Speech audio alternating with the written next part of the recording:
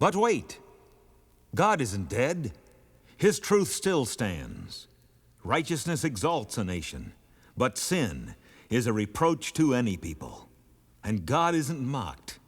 For whatsoever a man sows, that shall he also reap. This nation has sown the seeds of sin and rebellion against God. But what of the harvest? What of the horrible harvest that we shall certainly reap? And we shall reap it. Sodom and Gomorrah did, Israel did, Babylon, Greece, and Rome did, and we shall as well. America isn't big enough to shake her fist in the face of a holy God and get away with it. Already there looms over our land the black shadow of the judgment of God. It takes the shape of a crumbling economy, of splintered family structures, of international reproach. Perhaps the most ominous is the distinct shape of the hammer and sickle. Could this shape spell the coming judgment of God?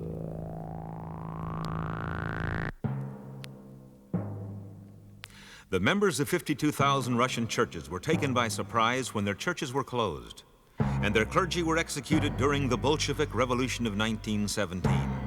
Today, many of these same churches are used as museums in mockery.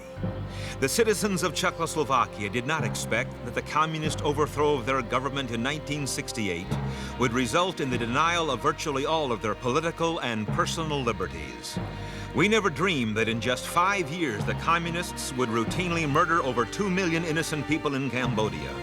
We try to erase from our minds the pictures of almost 2 million adults and children who have starved to death in that devastated nation, of bodies being thrown into trucks and carried away to be dumped in common ditch graves. We don't want to think about the pastor and his wife, who recently were seized in their church, placed in plastic bags filled with kerosene, lit a fire, and then burned alive before their own congregation. We ignore the 135,000 civilians who have been killed in Afghanistan since 1978 under the communists. 1,000 of them were ordered to cheer for Afghanistan's Marxist regime, but as they shouted instead, "God is great," they were then shot to death in full view of their wives and children, then bulldozed into mass graves. Ever since the beginning of Soviet communism, less than 65 years ago, its intention has been absolutely clear: to dominate the entire world and rid it of all spiritual and moral values. Since 1917, totalitarian communist regimes have gained control of over 2/5 of the world's population. But could this really happen in America? Khrushchev is reported to have said, "When we conquer America, 60 million Americans must be removed." His historical words have an ominous ring. We will bury you. We will bury you.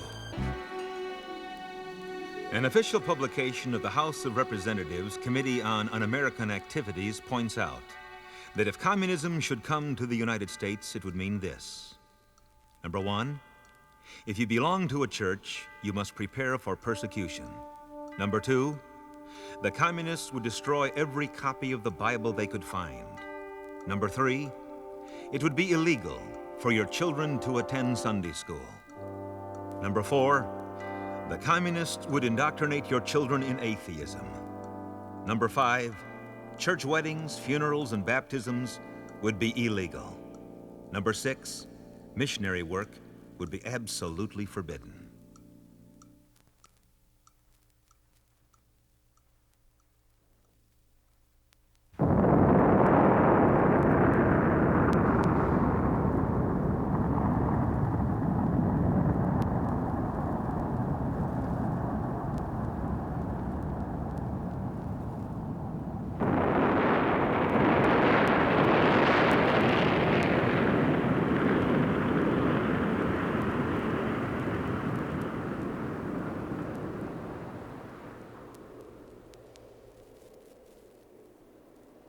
Hear this, you elders. Listen, all who live in the land. Has anything like this ever happened in your days or in the days of your forefathers? Blow the trumpet in Zion. Sound the alarm on my holy hill. Let all who live in the land tremble. the day of the Lord is coming. It is close at hand, a day of darkness and gloom, a day of clouds and blackness. Like dawn spreading across the mountains, a large and mighty army comes, such as never was of old, nor ever will be in ages to come.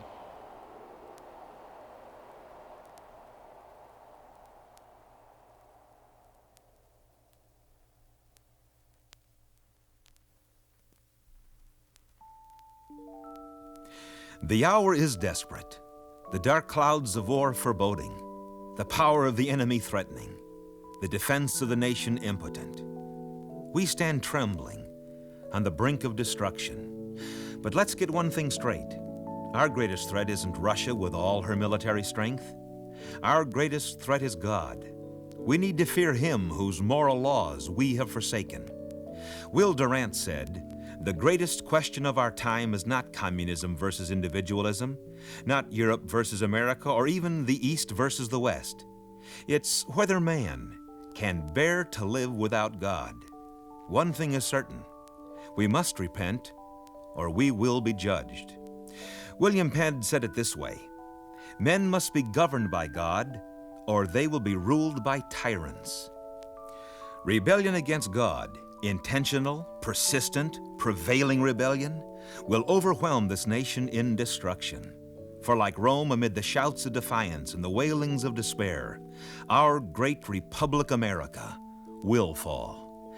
Our national epitaph may read, "Here lies a nation whose people scoffed at the facts, ignored history, and forsook God.